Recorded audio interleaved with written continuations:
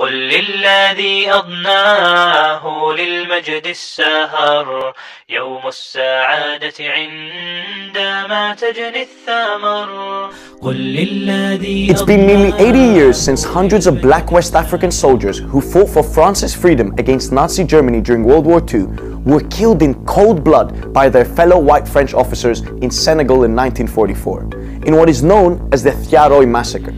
This is the story of how France treated its black soldiers and took their lives because they demanded their rights. How it then covered it up and erased it from school curriculums, attempting to deny history and lighten the nation's conscience.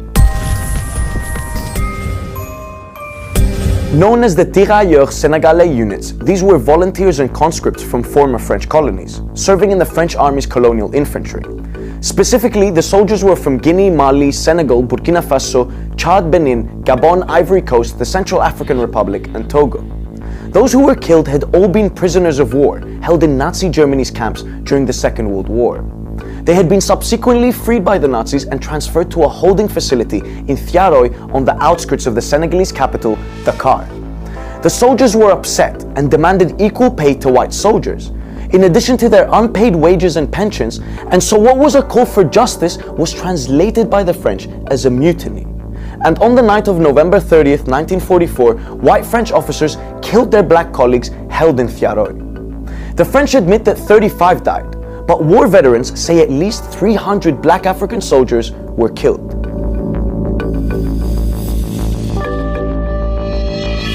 It took France 62 years to finally offer them equal pensions. In 2012, François Hollande officially recognized the incident, describing it as a bloody repression, offering the Senegalese photocopies of military archives detailing the event. However, Hollande's formal apology did not detail who killed the African soldiers and why. There is no mention of the incident in French history books, and it's definitely not taught in schools. Even a film made about the Thiaroye massacre in 1988 was banned in France for a decade.